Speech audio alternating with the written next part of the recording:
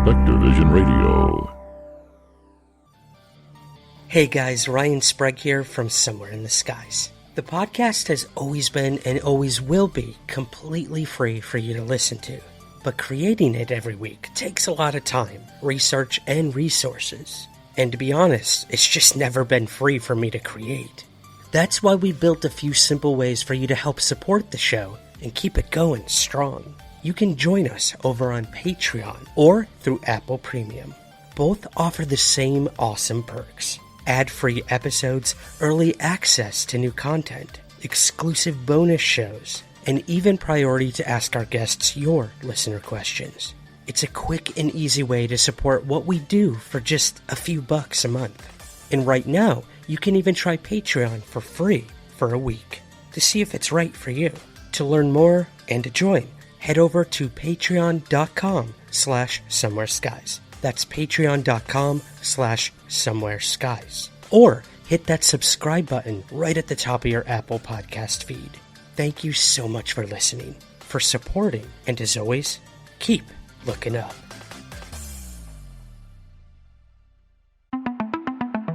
While our government's official position is not to speculate on this subject, we can choose to let our minds explore other possibilities, to use our imaginations. For if we consider that astroscientists agree on one point, that the possibility of life elsewhere is not only quite probable, some feel it is there without a doubt. Let us suppose then that these objects are real space vehicles, extraterrestrial in origin, and not an illusion of the mind.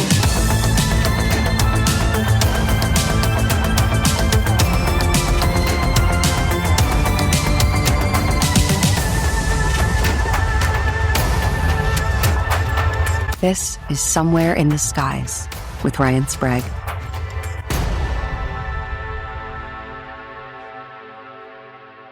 Hey guys, Ryan Sprague here from Somewhere in the Skies, and tonight we're going to be reviewing the 1975 film, The UFO Incident, about Betty and Barney Hill, and joining me is none other than Andrew Sanford. He is a TV writer, a screenwriter, and just an all-around amazing person. And he is skeptical of the UFO question. So it's going to be a lot of fun to break down this movie tonight and the alien abduction phenomenon with him. So without further ado, let's bring him in. Andrew, welcome back to Somewhere in the Skies. I almost don't appreciate that you outed me as being skeptical right at the top, because I've seen the YouTube comments about me before, and I don't want people to lose their faith in me right off the bat. You don't have to be nice. Just don't talk about my glasses, because okay, just be nice. No, Dad, do it, Ryan said. Let's rewind. I'm going to start the intro over. No, I'm just kidding. I'm kidding. Thank you for having me. I am very excited to talk about this movie and to hear about the case. As I told you beforehand, you had done your due diligence and sent me all this wonderful stuff to read, which I did read a little bit of, and then I think somebody puked, and then I had to clean that up. And then, actually, no, I shouldn't say that. My kids, I have a 2 13-month-old twins. Yeah, we should probably say that. You were not the one who puked. I have children. I was not the one who puked. My wife was not the one who puked. She would appreciate if I clarified that. I did not get to read the extra stuff, but as people who may be familiar with me on this show are, I love learning stuff from you. While I may be a skeptic, while I may be somebody who needs just not there. I would love for, I think my thing is always, I would love for something like a spaceship to show. Who wouldn't? That would be awesome. I think that's just not, I personally do not see that happening. However, I always love listening to you because you're passionate and you do your research and you talk to people and you get this, as you've always said, human perspective out of things. And I'm excited.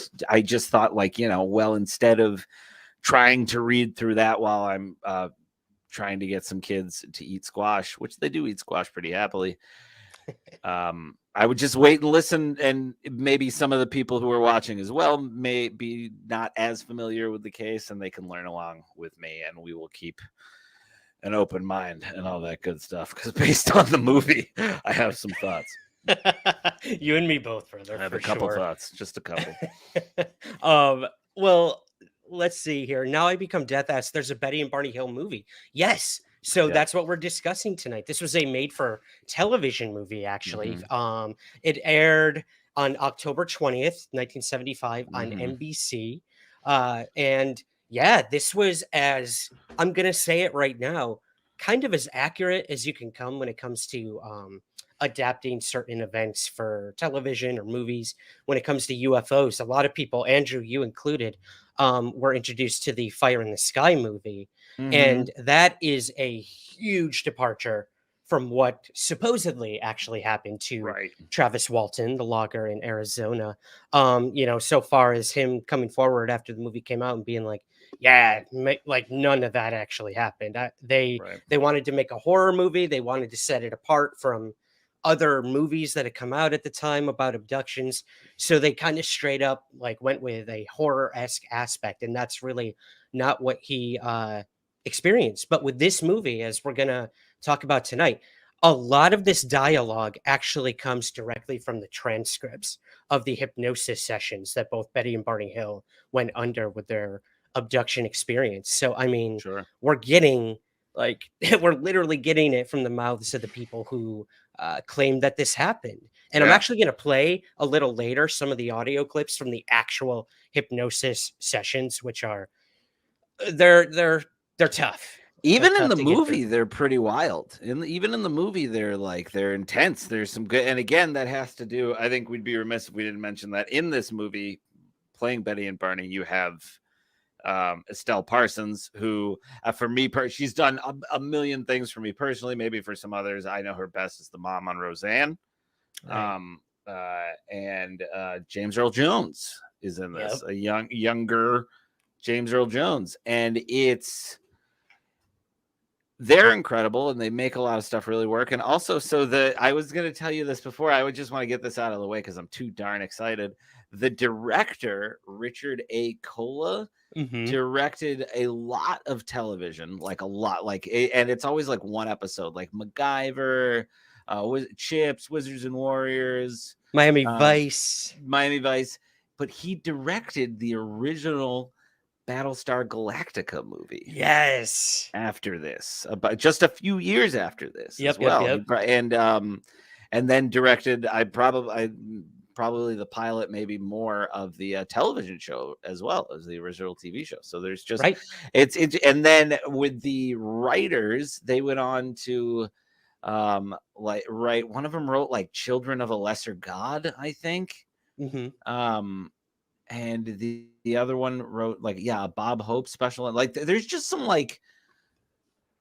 it's interesting to look at like a TV movie, which I even think at the time would have garnered some kind of stigma, but it eventually TV movies can be hit or miss, and see just some heavy hitters like this. Like it's I love seeing stuff like that. I love seeing people these people, almost everybody involved went on to have very solid careers. Some even, way more than that. James Earl Jones just had a theater on Broadway named after him. So there's just it's just awesome that all that was involved just for a TV movie on, Well, I think that kind of goes to the credibility of this case. Now, this is a case that a lot of people in the UFO field, when it comes to abductions, myself included, I am a skeptic believer, and I have interviewed hundreds of people who've claimed to have been abducted by aliens, but I'm not going to flat out say that I buy it, 100%. The people that have spoken to me, I believe they believe this happened to them, but did it actually happen in the reality as we know it? I couldn't tell you. But this case, Andrew, is really one that I turn the skeptics to look at and be like, huh. Because first you have this dynamic of two people experiencing it. A lot of these cases, it's one person claiming they were abducted, kidnapped by aliens, experimented on, brought back, and there's no one else there to really corroborate the story. Here you have a couple, and we will talk about that couple in just a little bit, under different regressions and together, but first separate, telling very strikingly similar stories, which is controversial, and I'm sure we can dive into that as well.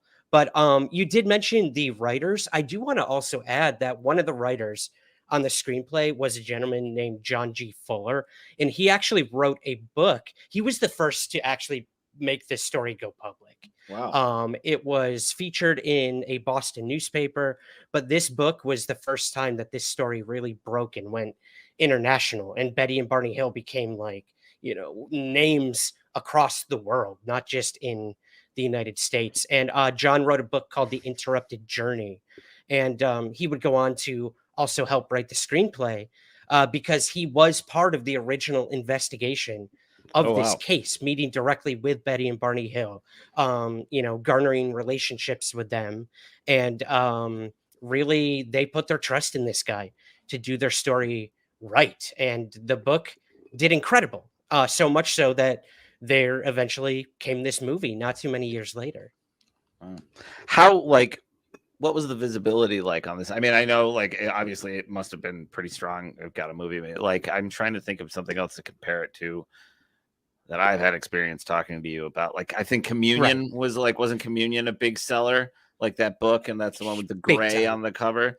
Was it that kind of big? Was this something that everybody was kind of when they say literally everybody, or was it more of it was, it was popular?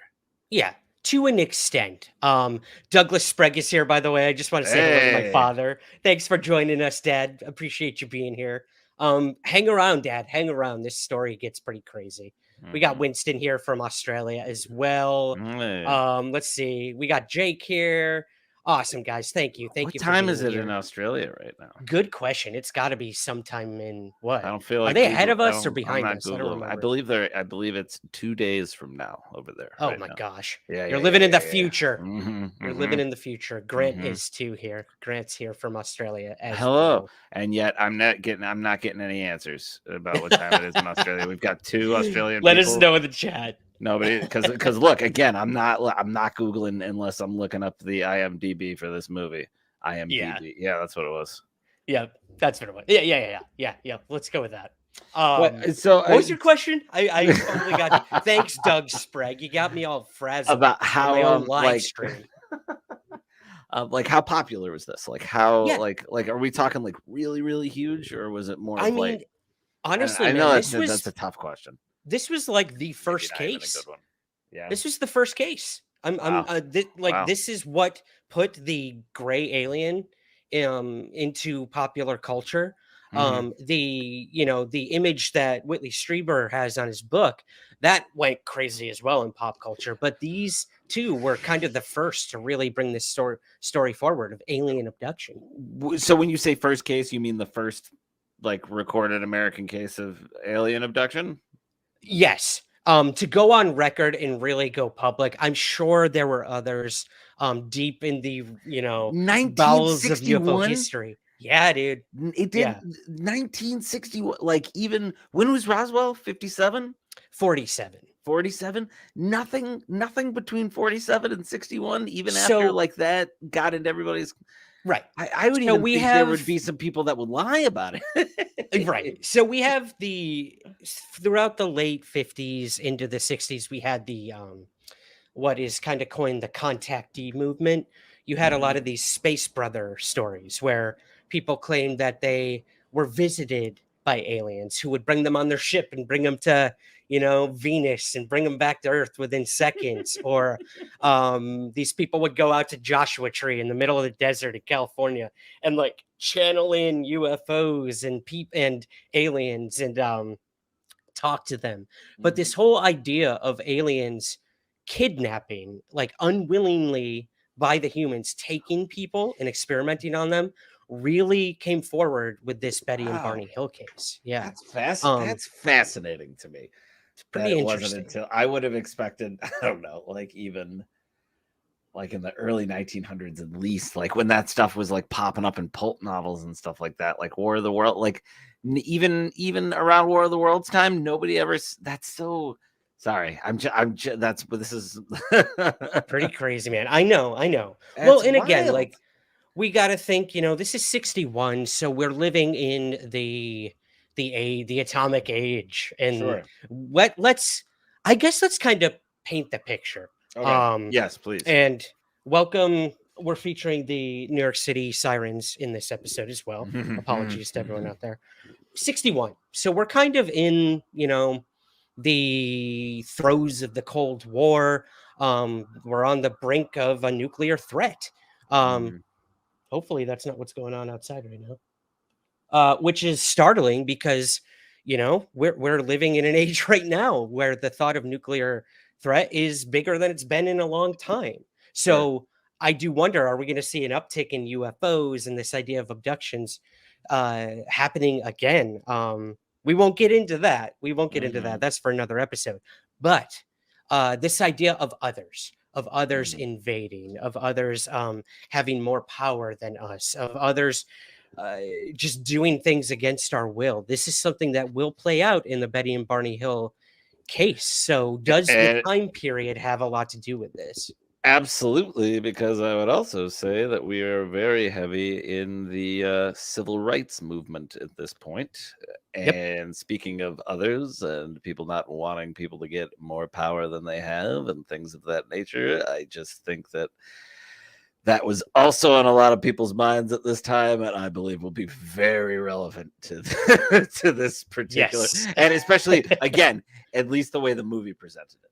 I do think it. From what I read, the little bit that I did read, it seemed like that is out there as well. But yeah. So here we have the actual Betty and Barney Hill. I did want to, before we get into the movie, this is them, and this is the actual couple. And like we mentioned, the civil rights movement, this was an interracial couple in the early 60s. So as you said, you can imagine this was not easy. They also lived in New Hampshire, so I'm sure it was even harder. And that is kind of where we start this story. Let's kind of, I guess, we'll start from the beginning with the movie. Let's move to our next slide here. So September 1961, we kind of start the movie where, like you mentioned, Barney played by James Earl Jones, Estelle Parsons playing Betty. They are with their dog in the car, and they're going down this road looking for something. They seem to be obsessed with trying to find a certain road that they were on where they don't remember something that had happened to them. And constantly they find themselves keep going out and out to look for this road and try to bring back these memories of something that happened to them that they just don't seem to remember. And that's kind of where our story starts. And wasn't it like they were driving someplace and all of a sudden they're like 15 minutes away, even though they had only just started driving? Yes. So we have what is called missing time, which is a phenomenon that was coined later on by a alien abduction researcher named Bud Hopkins. And this happens with a lot of quote unquote abductees. They feel like there was time missing between something. Either they black out and wake up somewhere else, or they're just missing chunks of time in their life that they cannot account for. And within those gaps in time, through such things as hypnotherapy and regression, supposedly real memories are brought to the surface of what could have possibly happened. And that's kind of what we see play out in this movie. Betty and Barney end up going to a psychiatrist and a gentleman named Benjamin Simon and try to retrieve the memories of what happened to them. But it's rough, man. I mean, this couple is just like at each other's throats because they both know something happened, but they don't know what. And they keep kind of like bickering at one another and having these really hostile arguments about, why do we keep doing this? And we got to move on with our lives and this and that and this and that. So like, all right, we got to talk to someone. And they end up finding this doctor and he puts them both under hypnotic regression. And lo and behold, this is where our story plays out of Betty and Barney Hill, which we'll get to. But anything you want to cover before we really get into the meat of all that? I think I'm trying to remember when they showed them having dinner with their friends. Was that before or after the psychiatrist? Now, the movie, we should say, is a little choppy. Now, we don't really know. We kind of jump between timelines of, is this from the past? Is this in the Right. future? Is this like what's going on? So that's a little critique I have of the film is Mhm. I wasn't exactly sure how the story was playing out at certain times. Which could also play into the fragmented memories that they had if the Sure. writers and directors were really going down that route. But what you're referring to was a dinner party that they had at their home. Mhm. And I believe this was after the event because we really start to see Well, no, I the knew it was two after go at the each other. knew it was after the event. I just didn't remember if it was after because we're going right to the psychiatrist. I didn't want to like not bring that moment up. Oh, gotcha. Yeah. Because that's when we get some of the first bits of the like racial tension going on between them. Right. And Yeah. how he says something about those white people or like the white and she gets offended that he lumped her in with these other white people. But Right. she is like saying that she's different.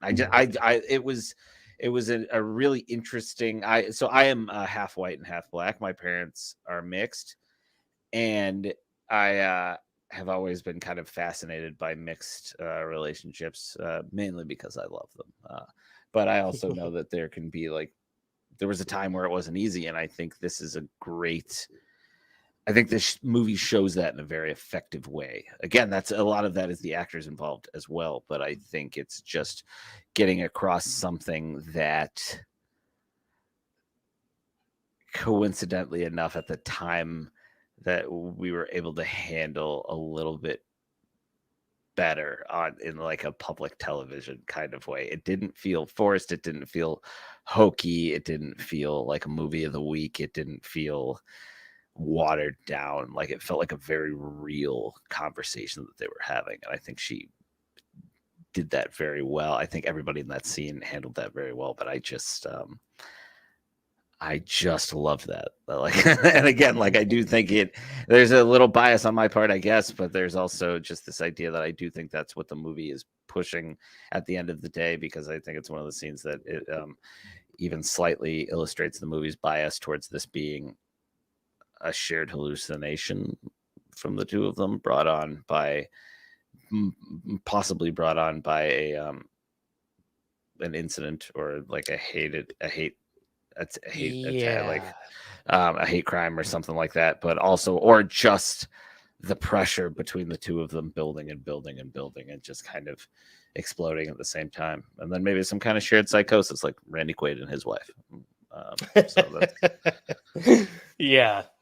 Not to make light of it, but yeah, that was a good comparison for sure. Sorry. No. I want to thank Danny.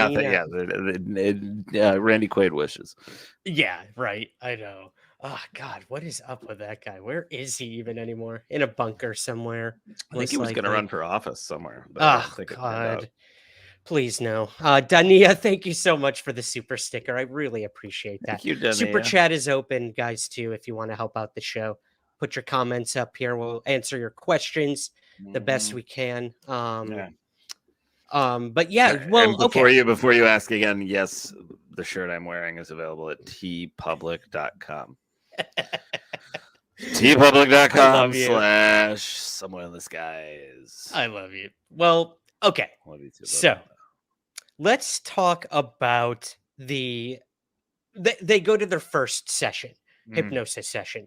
Let's see if I have a slide for that. Which I already nothing more reliable than hypnosis.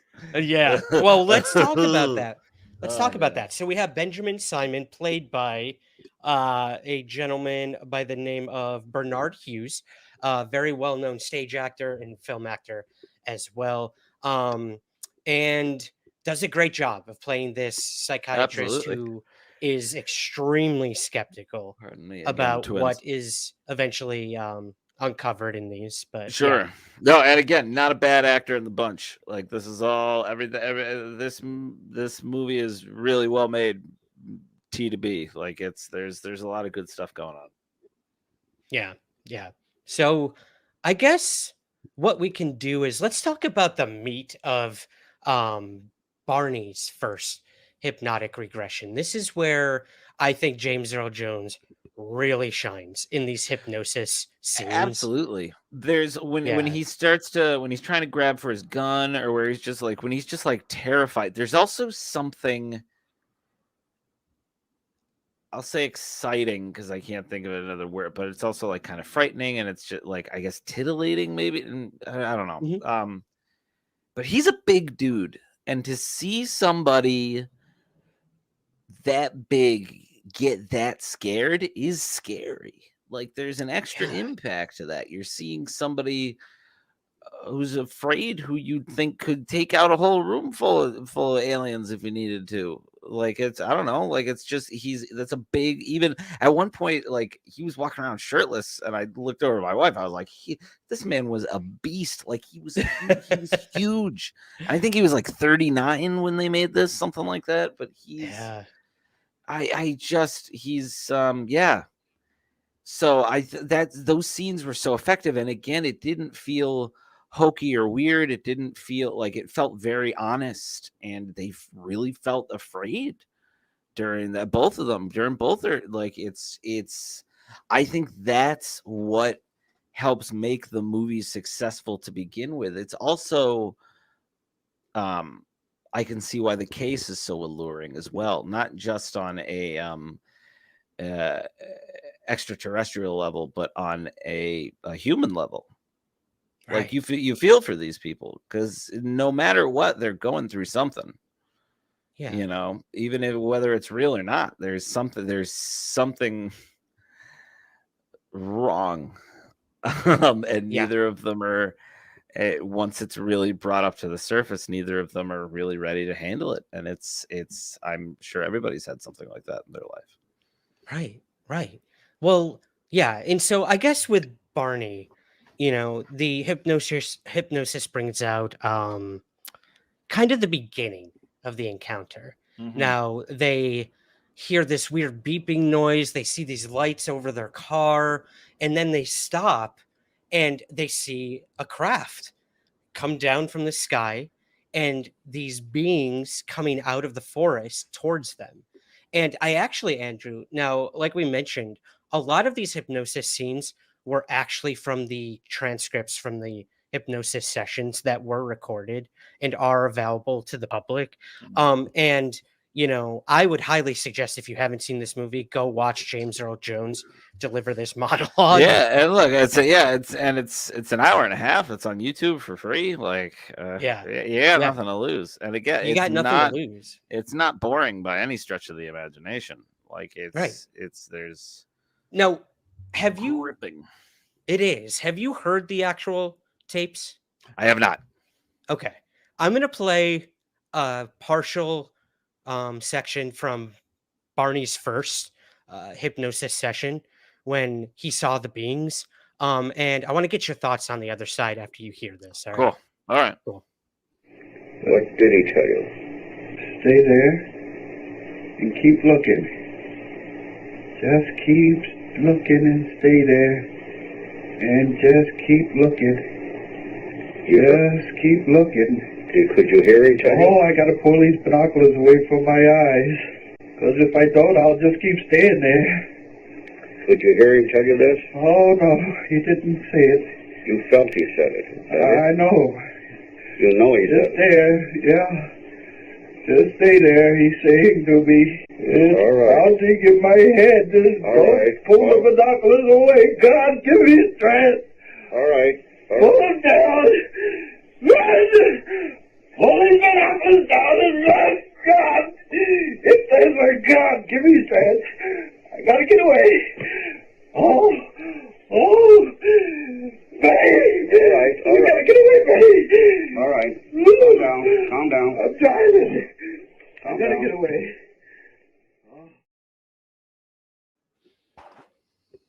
Yeah. So, initial thoughts. I mean, just hearing that one section. As we had said at the top, my mind is usually one that tends to go towards skepticism. Mm-hmm. To me, to see, to hear I have heard that tone. I have heard that terror. I have heard that horror before, and it can come when you are, when somebody does something to you based something harmful, something hurt, like and that is racially motivated. And this, we're in 1961. They're driving down the middle of a highway. If I had to guess what probably happened, if I thought, because my mind would not go to aliens, is that somebody probably stopped them and did something to them that they mentally could not reckon with, and both came up with it. Because I do hear that terror in his voice, but I don't. That doesn't immediately scream alien to me. And again, like that's if that's the story that they're telling, and they were the ones that were there, and it's always something where, like, I'm never calling bullshit necessarily. I think it's just, I think there is probably a more likely explanation, and I think it's something that happened to a lot of people back then, especially people who dared cross that racial line. I get it. I understand. Now, I guess, well, that's a good way to kind of set this up. Let's just play Betty's section as well. Now, you can see in this and image I might need another detail filled in for me too, because because something I was having a hard time with in the movie itself was the flaming car, or the car with the flames on it that was like chasing after them. It seemed like. Yep. What was is that in reference to something that happened, or is that? So in the beginning of the film, we get this weird choppy scene, which actually was when I realized what it was very startling. It's a group of like greasers. It's like straight up greasers, white teenagers in their car, and they saw this interracial couple drive by them, and their immediate reaction is to get in their car and start chasing after them and giving them shit about it. And as this is happening, Betty is actually having snippets, like remembrances of aliens chasing after them. So that was pretty effing terrifying, and also goes exactly to your point. We don't know what's up from left, up from down, left from right. White teenage greaser or alien. Which I think really plays into what you're saying. Yeah, like that, because that's what I was thinking. I was like, well, and hearing that explanation of it, it almost sounds like, oh, somebody is committing a hate crime against her, and she's, because of it, is remembering this other hate crime that happened, which she has since cloaked in an alien abduction. I think that's where my mind goes with that, and I apologize to anybody who came here for something a little bit more lighthearted. I know. Well, I mean, that's it's we can just have fun, analysis. This is not a fun story. No, again, really this not. is very traumatic, no matter what happened. I mean, look at her face. Yeah, man. I mean, something happened to these two. I want to talk a little about, before we play her audio, the aliens that are shown in the movie. I thought they looked great. Oh my god, man! Like, look at these things. They're so vapor wavy and like simple, and I just love the big weird eyes. Like, those are great. And look, sometimes it's all about what you don't show. Like, they're covered in shadow for a good chunk of it. Like, I thought that was really effective. I thought they did a great job with the practical effects. I mean, almost no very early computer generated effects in this movie. They built that spaceship. They built this set. I mean, that forest looks like it was built in a studio, which I love. Look at that fake moon too. It's so like simple, and it reminds me of like a comic book almost. Sure. Yeah. Pretty cool. Yeah, no, I know. Like I said, there's a lot of good craft that went into this. Like, it's just, I'm interested to hear more about the actual case. We'll put it that way. Like, because Well, let's see here. Now I am become death asks what initially triggered their belief it happened in the first place. Again, I think it was in the movie really shows The us it hypnosis, is right? the hypnosis Yeah. and also just this feeling, this void in both of them Hmm. of they came home. We should mention this. They come home the night that this event supposedly happened, and Betty's dress is ripped and torn, and Barney's shoes are all scuffed up, and they've got like weird marks on them, and they just don't remember. They don't remember what happened, or they didn't want to remember what happened, Right. which again is what we've been alluding to all night so far. But yeah, that was what kind of initially triggered them to reach out to a psychiatrist and then try to unravel these memories. Mhm. And then with Betty, her first hypnosis is like extremely uh, Yeah. Oh yeah.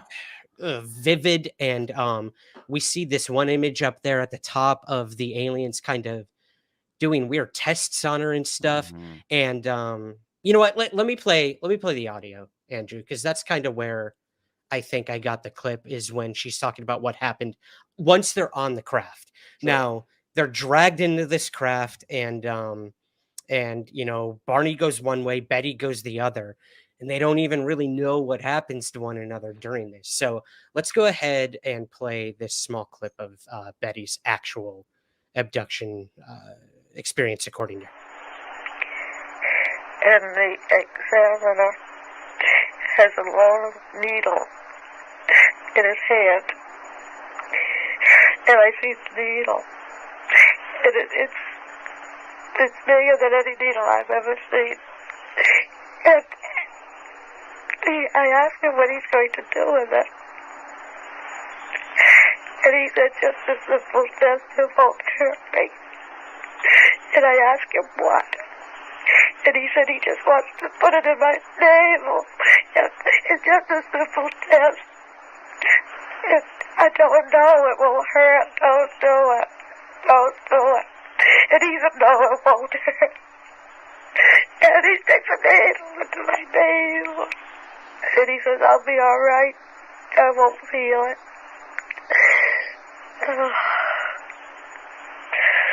And all the pain goes away. Hey guys, Ryan Sprague here from Somewhere in the Skies, and I want to tell you about something that feels like it was specifically made for us. Those of us who have followed every UFO headline, every whistleblower, every UFO sighting and close encounter that literally defined the past year in UFOs. And that is anomalous cards. Anomalous cards are a one of a kind collectible series, capturing the top 100 UAP and UFO stories of 2025. Preserved, documented, and brought to life in a format you can actually hold in your hands. We're talking about 100 uniquely designed trading cards, each one representing a pivotal moment in the unfolding UAP conversation. Every single card is individually serial numbered, making each piece of art a limited historical archive. Not just a collectible, but a timestamp of disclosure in motion. And here's where it gets even more exciting. You can collect the full story your way. Grab a complete factory set and own the entire timeline of 2025.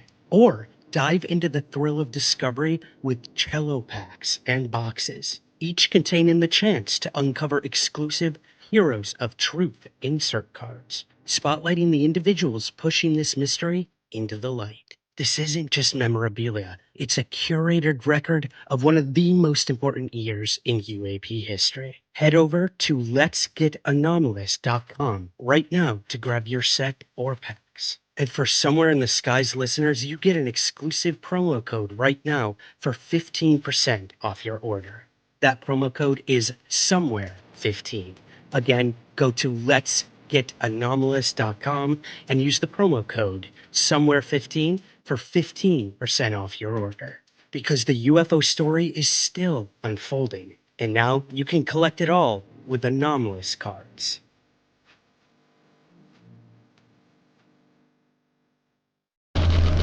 it's hard to listen to this no matter what happened. But I mean, what do you think? What do you think after hearing that?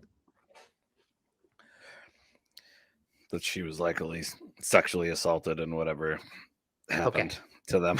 it's hard to hear it any other way, personally. Like, and I think again that they just had a really hard time dealing with it. That hi Robert, I'm glad you're here. That they had a real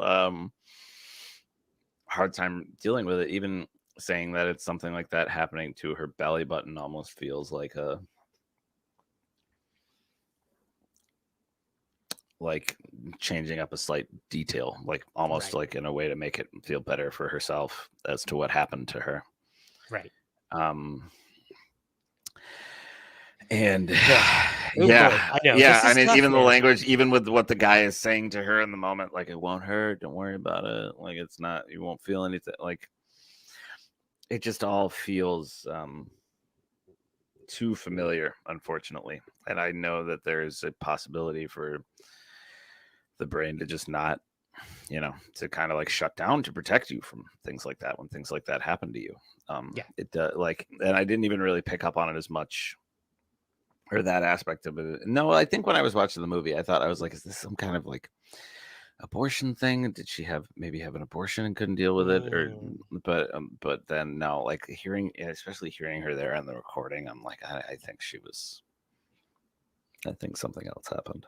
I understand. Now, this is what a lot of skeptics turn to in terms of the alien abduction phenomenon. These are memories of childhood trauma, of sexual abuse, of anything to put a mask over what actually happened. And I completely understand what you're saying. And my only, not even defense, what I want to do, Andrew, is because I understand everything you're saying, and it could very well have been a situation like that. But there is a lot of evidence that has been brought forward about, kind of what happened. And does somebody have the book? Did somebody end up mean, getting their hand on the book? Let's talk about that. So Betty says that these aliens, when she was aboard the craft, that they gave her a book that would explain who they are, where they come from, why they're doing what they're doing, and a lot of this stuff. So interesting. They kind of slide it over to her and be like, all the answers are right here. And then they're immediately like, psych, take it back. We talked about it. No, this is the only way that I can prove that this happened. Why are you doing this? Why are you doing this? And the other big thing was they showed her this star map of where they are from and where we are in relation to them. And I thought this was pretty funny in the movie and in the actual hypnosis session. She says that the alien said, "Do you know where you are on this?" And she's like, "No, not really. There are people on my planet who know where all the stars are and planets and stuff, but I'm not really one of them. So you probably picked the wrong person." She's like, "But where are you guys from?" And the alien's straight up like, "If you don't even know where the hell you are on this map, you're not going to understand where the hell we're from. So we're not even going to bother with this. You're wasting our time, putting you back in your car." Sort of situation. So I will say that was a detail that piqued my, because she redrew the star map. Yes. So but let me get to that actually. Because my question is like, is there a specific way to draw us? Like, is there a format for a star map? Oh, this was her drawing. So her drawing is on the top left. After hypnosis, this is the sketch she came up with of what she remembered. And that was in 1963. Astronomers in 1969 discovered this star cluster near Zeta Reticuli 1 and 2. And just look at how similar it is. Yeah. And most of those stars were not discovered until years later. So this is something that a lot of people turn to and be like, like, how the hell could she have known that? Look, no, that's to me, that's more like the fun stuff. Because there's really is no, like, there's no good way to explain that. Right. Like, how do you, and I'm sure there are skeptics out there who can explain it away somehow. Like maybe she had some knowledge of it beforehand, or I was about to say, was she perchance college educated? I believe so. I mean, she was an extremely intelligent woman. So is Barney was also extremely intelligent. He had like a crazy IQ from what I recall. I'm realizing now that I yeah. don't really know much about their lives before all this, aside from the fact that they're both divorced. Yes, so they were both divorced. Betty grew up in New Hampshire, her entire family for over a century. She got that accent. She got a Yeah, little bit of the New Hampshire. it's crazy, dude. Estelle Parsons knocks it out of the park too. Almost to the point where you can't understand some of it. Yeah. Reminds me of another person from Massachusetts who's going to be featured in an upcoming episode of Somewhere in the Skies. Hey, that might be teasing a little something there. Cindy says, didn't scientists recreate? Never mind, Ryan's on it. Yep, we got you. We got you, Cindy. Finzer says, makes a lot of sense. Good points, I think, talking about what you were saying, Andrew. But yeah, so the star map is definitely one of the more convincing aspects to all of this. There's a few other things that, if you want, we can jump to. Terms of, yeah. No, because cool. Let's do it. I think people should check out the movie. I think, but I also think, like, I think we've gotten into all that we can really get it. We talked about the aliens. Aside from that, it's just kind of rehashings of the case. So I would love to hear more about the case itself. And ask some questions on my own while I bite this small piece of Twizzler that was on my desk. All right. So here we have the University of New Hampshire actually set up an exhibit at their school about this incident. It did make, New Hampshire on the map. It put them on the map when it comes to the whole alien thing. And what you see here is a do they still have that up? I believe so. It might still be up there. That is the actual dress. If it isn't, if I am mistaken, someone might correct me. It is a replica. The bust is of the alien that she supposedly saw. You've got a few other things in there, a sketch that she did, some letters, I'm sure, that were about the case. But this is pretty interesting. The school thought it was credible enough to make this. Let's see what else they have. I think I have a little section on that here. This is in the Diamond Library. And it's got journals, essays, newspaper clippings, slides, films, audio tapes, all relating to this case. And did she go to the University of New Hampshire? I don't know that. I don't know. Someone in the chat might be able to fill us in on that. But yeah. I'm not too sure about that. But the dress, let's talk about that for a little bit. This was another piece of evidence. Apparently, after the night that this event happened, Andrew, she thought, something's going to come of all this. I know something happened. Maybe I'll figure it out. I'm not doing anything with the dress. And she kind of rolled it up. And you see this in the movie too. Rolled it up in a ball and put it in the closet. And, didn't really bring it forward until people started asking for evidence of what happened. Right.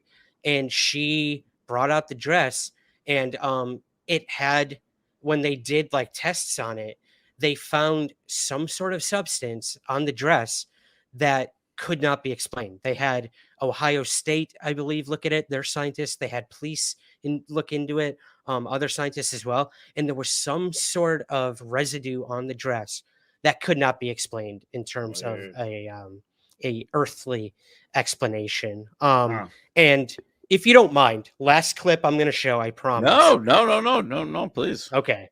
While we're on evidence, I'm going to show a clip of Kathleen Martin, who's actually the niece of Betty and Barney Hill.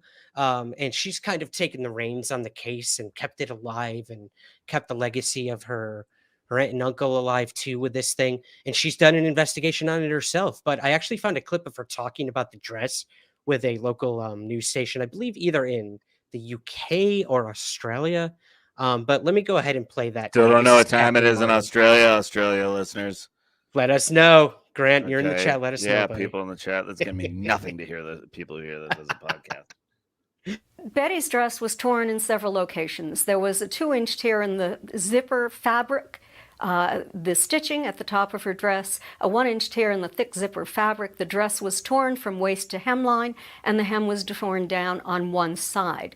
It indicated that something had happened that Betty could not remember. It had been in fine condition when she put it on that day. She folded the dress up when she arrived home and put it in her closet, knowing that she would have to repair it. The next time she took the dress out, it was covered with a pink powdery substance, not the entire dress. Some of it remained blue, but the pink powder discolored the fiber in the dress and degraded the fiber. Did you have it analyzed? What was it? It is one of the pieces of concrete evidence. It has been analyzed in at least 5 scientific laboratories to date. And the finding is anomalous. They have found proteins on the dress. They have found oils on the dress. They know that they did not belong to Betty. The dress is most deeply saturated with the pink substance in the areas where Betty stated that these non-human entities actually touched the dress. Is it of this planet? They were not able to determine whether or not this was of this planet. Certainly some of the material on that dress was. There was dirt, there was bacteria, there were those sorts of things that would be on any article of human clothing, particularly after it had been sitting in a closet. So, yeah. I mean, that's Kathleen Martin, the niece, talking about it. They found this pink residue that couldn't be explained. And there also, people in the chat are mentioning, I did not mention this, and this was not talked about in the movie. There were marks on their car. There were radiation tests done on the car, which I no, they mentioned the marks on the car in the movie. Did they? I must on have the back missed of the that. car. I think, or Yeah. she's, but they mentioned something being on the car. Okay. Yeah. But yeah, no, I love how subtle the New Hampshire accent is. It's almost like a Massachusetts accent, but it only comes at no. I appreciate that she's still doing that, and I also think like the stuff I love, like physical evidence when it's something that can be with it that's kind of like hard to explain, like because again, rips and tears in a dress, it could just go along with the things that we've mentioned already. Once you add in an unknown substance on there, things start to at least get a little bit muddier. Was it a substance on the back of the car or just like I believe it was like physical markings. I don't know if any sort of if it was some sort of residue or something like that, but I do recall, and again, correct me in the chat, guys, I'm not an expert on this case. I can fully admit I haven't looked into it as much as others.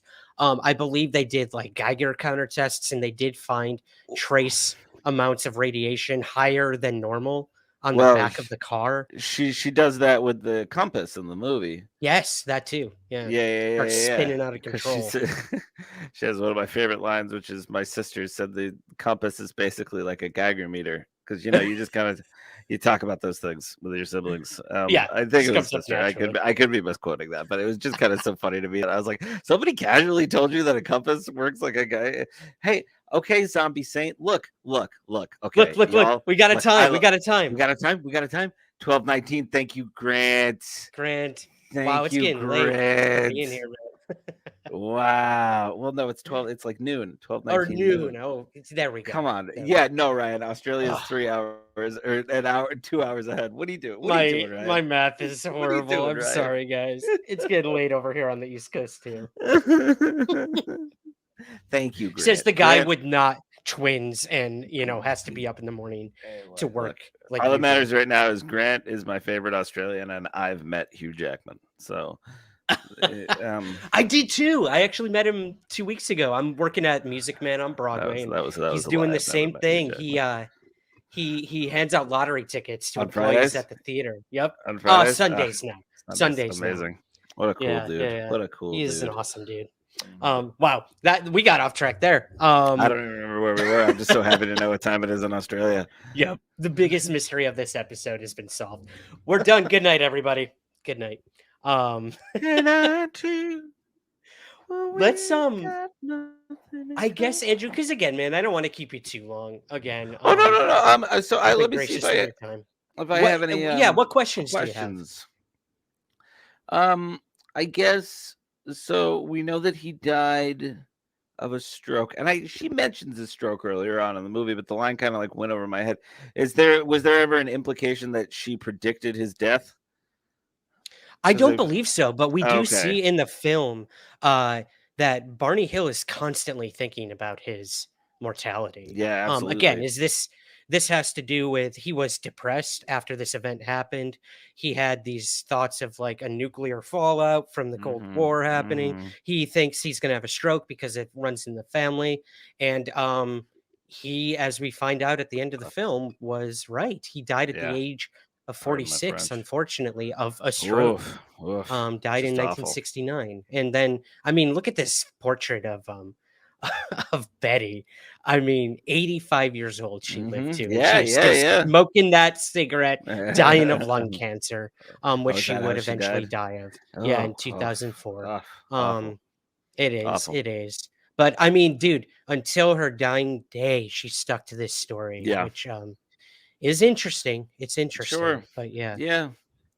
Yeah, I don't know. I guess I don't have as many questions as I thought. Like the tapes kind of make me feel one way, but I also like, people was there anybody in particular that publicly like came out to rebuke this? Anybody Oh, of that yes. time? Yeah. Yeah, yeah, Yeah. yeah. Now you have Carl Sagan famously tried to debunk the star map at one point. I Whoa. believe that's something people would have to look up on YouTube. Mhm. He sort of had an explanation for that, but Huh. also there was another famous skeptic at the time named Philip Klass who didn't believe any UFO sightings were legitimate, and everyone was crazy and kooks and stuff like that. So he obviously would hop to these abduction cases and be like, "See, these are the psychopaths, or these are the crazy people Right. making this stuff up." Uh, Right. but yeah, there was a lot of detractors, as there should be. But one thing I do want to mention, actually, I totally forgot about this, and we got a small part of it in the movie. Benjamin Simon, the psychiatrist, he meets. This is hilarious. He's at like a beach with a dude I in loved full that scene. uniform Yeah, from the yeah, yeah, U.S. yeah, Air yeah, yeah, yeah. Force. Yeah, I loved that scene. That That was was great. hilarious. He It was was like, a good "Well, I need scene, some though. information." It was good, but it was just kind of. You're right. It's like I called my old buddy from the high-ranking member of the Air Force to just tell me if this could have possibly been a UFO. Yeah. I liked seeing the psychiatrist like kind of do his due diligence. I was like, he's just kind of like, Well, and you mentioned this. This film is not out to convince you this happened and this was aliens. Not at They all, actually did the opposite, which I which was really really, appreciated. yeah, it was really refreshing because there's Yeah. even with the way that they present it, which I do think has a heavy bias towards it being some sort of hallucination or something. Hmm. They are still they the things that they are presenting are still terrifying, and they are still like, you want to believe, because Estelle Parsons is a wonderful actor, you do want to believe this woman. Like Yeah, that's as I think is can be the hard thing with a lot of this kind of stuff. You want to believe them, you know? exactly. As the Um famous X-Files poster says. yeah, yeah, yeah. So here's a question for you. Were there, because I thought the book was an interesting detail, but then now that I'm thinking about it, maybe it's not as like unique as I took it as. But were there, if this was the first, were there like copycats? Were there people who like basically kind of said like almost the same thing happened to them? Wow, what a Or great question. Yeah, I mean, this was like the OG story. sure, So you start hearing after this happens and this comes forward, dozens and dozens of people claiming the same thing. We saw the same beings, the same thing happened. We were kidnapped and brought on the craft. So again, chicken and egg scenario. Are these people right? telling the truth, or who was inspired by what? And I should mention, Andrew, and this is going to piss a lot of people off, but Betty Hill did have a history of being interested in UFOs prior to this incident. What? What? What? Oh, that blows the whole that. I had to put you full screen for Of that. course she knows how to draw a friggin' star map then. What? How Well, interesting I though. wouldn't go. I wouldn't Okay, go so that far. how I interesting. can't draw an effing star map, and I've been studying And UFOs for half my life. whose fault is that, Ryan? My parents, Doug Sprague, who's in the chat, didn't sign me up for Kids today, Star Map 101. no work ethic. If it was 1961, you would have been drawing star maps all over the place. So we have to acknowledge that she did have an interest in it. I will say I would need more detail on that. Otherwise, I would strike it. That is something I would need to know. Like, look, anybody could be interested in something. But is this something that, like, that being said, my threshold is very low. Like, if she's read like one book, everything is disqualified. I understand that. And again, like, but at the same time, I'm just playing devil's advocate. Like, you can have an interest in this topic and still have a legitimate No, experience. A lot oh, of people could argue that too. But absolutely. And it I would, doesn't help. It does not help the no, situation. it doesn't. And I would be sooner to dismiss it now than I would then. And the reason I would say that is because now I feel like it is more, our pop culture has been more saturated with UFO stories and UFO things. Like it's harder to not, Doug, but Doug. it's harder to not know what a UFO is at this point. So I would almost like, that's where I would have to be like, there you go. Okay. Fair, Robert. That's fair, Robert. Also, sorry, Andrew. I just wanted to say thank you to Mark for the super sticker, man. Thanks for being here. Yeah, he's thanks, a huge Mark. supporter of the show. Oh, thanks, Mark. So, oh shoot, I totally lost my train of thought there.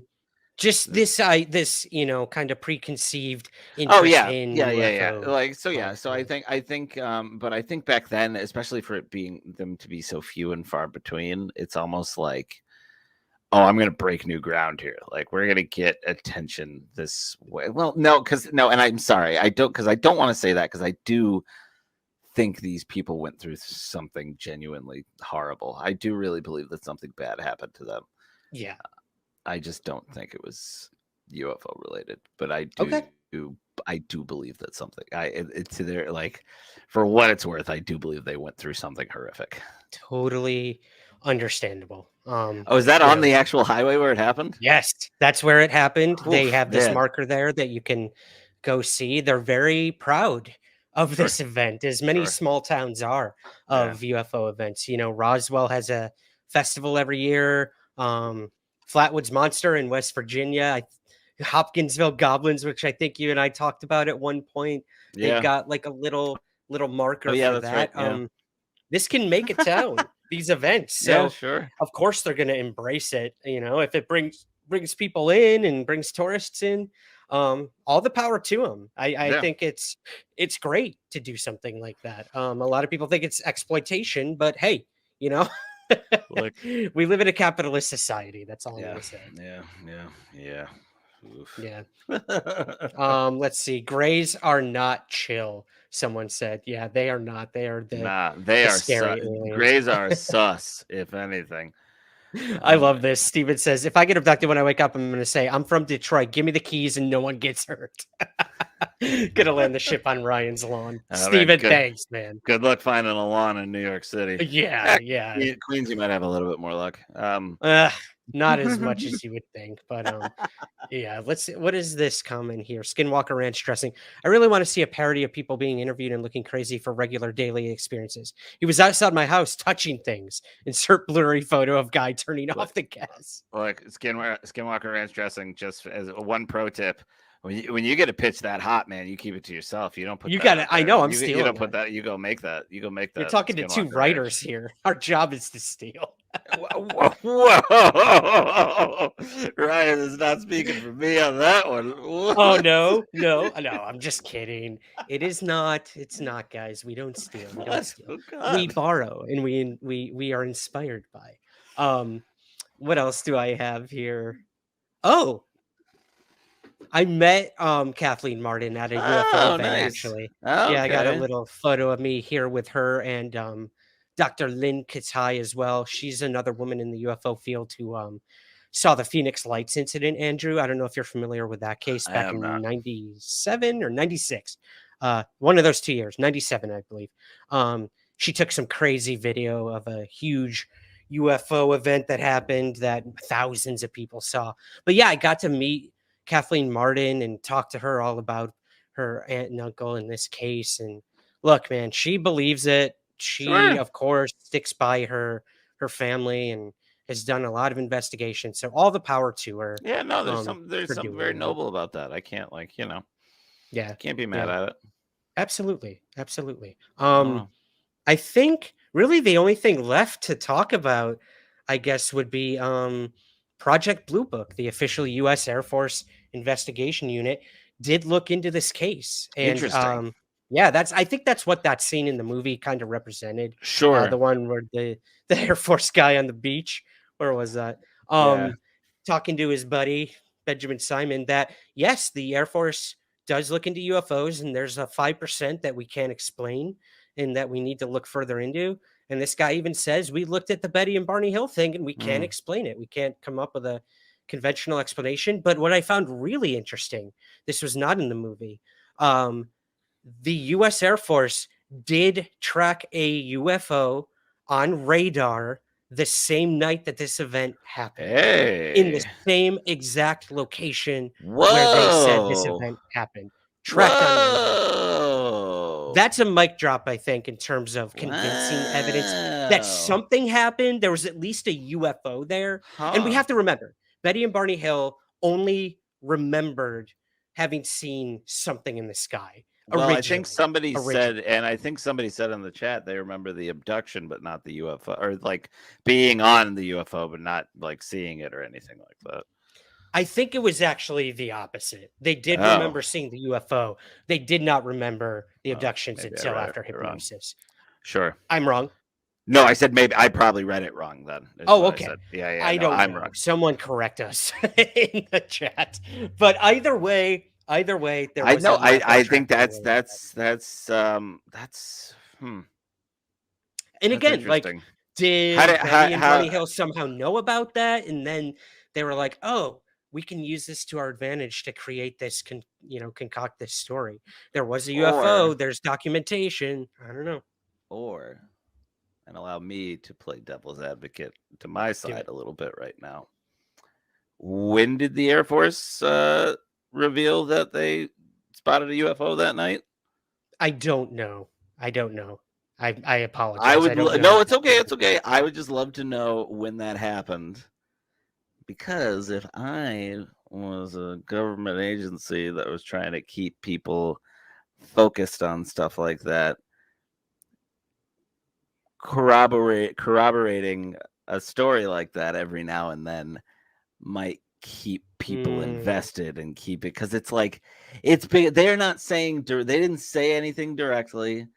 They don't have to claim like responsibility for it or anything. It's almost like the perfect kind of like right, tugging along, like, or like a little poke, just like, oh, what a coincidence, like they had this very part that was publicized and we just happened to I don't know, I think we may or may not have just absolutely spotted a UFO like in that same area that same night. That's crazy. Like, I don't know, moving on. Like, good point.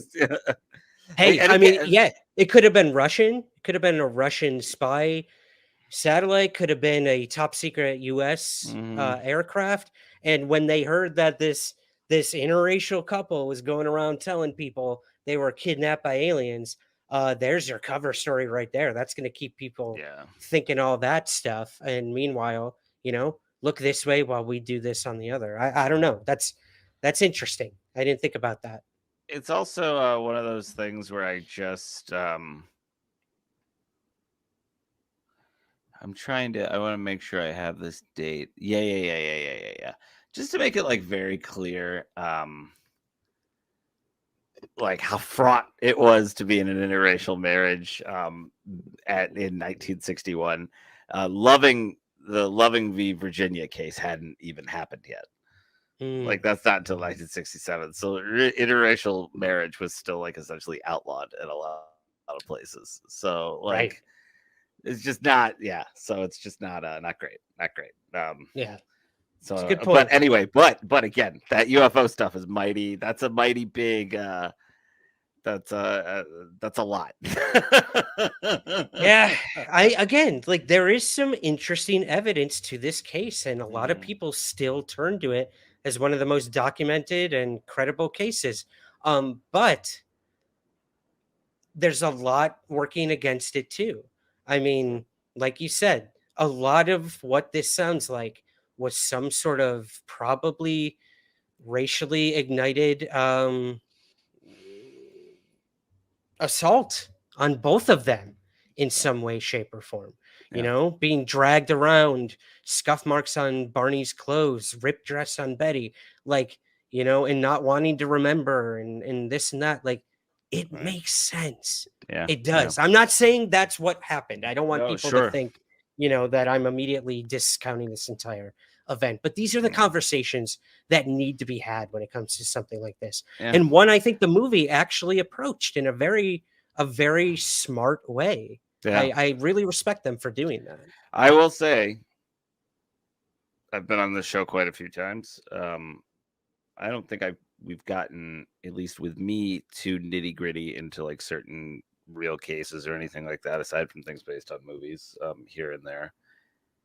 This is one of, and I've known you for at least 10 years at this point now, I think. This is one of those cases. This is one of the first ones where I'm just like, you know what? I don't really have an answer either way. I know what I believe, but I don't. You know, it's pretty wild. It's something that it's like really interesting, and especially like I don't know. This is one of those first times where I'm like. Yeah, good. That's all I could ask of you, man, is to keep an open mind. Again, yeah, absolutely. I love having you on the show because you are willing to hear me out and willing to like hear what people see and experience and think maybe it's possible. But we have to look at all the other explanations first. Yeah, and at the very least, even if I don't think that something was possible, I get like there's often a lot of very human, emotional stories attached to these things. There's a lot. That's why one of the many things that I love about your perspective, and that's one of the reasons that I like your work and like your investigations your investigations into these type of phenomena, is that you're going for a human perspective. I said at the top too, like it's just that's the interesting part to me. And that I think what I love about this particular story is we still have that human aspect, and that makes me not more susceptible to like the UFOs, but like it makes me, like I said, I think it makes me want to believe them a little bit more. Yeah, right. So I completely understand that. Again, I think, you know, this movie did such a good job of humanizing these characters. And that really has to do with the actors. These were, for a TV movie, these were top-notch performances. Yeah. They did their homework. They invested all of themselves into doing this accurately for the real Betty and Barney Hill. No matter what James Earl Jones or Estelle Parsons think of the case, they went into this movie saying, we need to tell the story according to what they believe. And that's your job as an actor. Like you are that person. You're not, you know, you're faking it, but you're not faking it. You truly believe this happened to you. So you got to go into it that way. And I just think they did, oh God, such an incredible job. I have to really praise the director, the writers, and the actors on this. This was my first time seeing the movie, actually. You know, having never watched it before, as soon as I thought about it, I was like, I got to get Andrew in on this. I got to see what he thinks of this. A, as a movie, and B, as a credible UFO case. Credible being a very flexible word, but hey, no, look, again, I think this is, I would recommend this movie. I would recommend this case. I think there's just a lot to it that I think is really interesting. Yeah. So we only unpacked a short amount of it. But listen, my man, we're going to wrap things up very shortly. But I do want to thank you for taking time out of your crazy, hectic life, both as an artist and as a father and a husband. And please give my family your best. And we will definitely talk soon. Doug, you got my best there. Thank you, Doug. You said give my family your best, which I'm doing if Doug is still in the chat. Or you said it doesn't matter. Anyway, buddy, I love you so much. Your family. Yep, yeah. Thank you. That was a dumb, what an awful note to go out. I could have said nothing. I could have completely. Who are you, George Costanza? Jesus. Come on. Anyway, what a ruin. Nobody has to follow me. I just ruined everything. I love you, bud. I'll talk to you I soon. love you too, my man. We will talk soon. Have a great night. Thank you, Thank you. everybody, for coming and joining and listening and fun stuff.